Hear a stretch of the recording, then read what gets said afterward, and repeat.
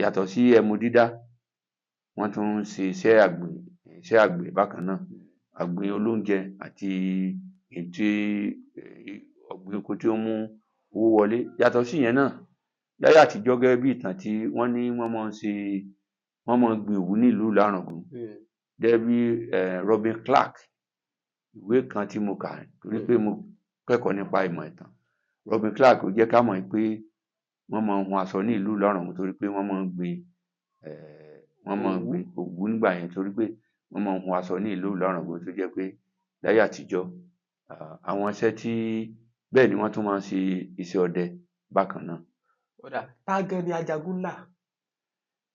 Ẹ ṣé, àkọ́bí Odùduwà lọ́kùnrin ni Ajagunlá, pé Ifágbàmílà Ajagunlá, orúkọ mọ̀mọ́ rẹ̀ sì ni Adétinrin.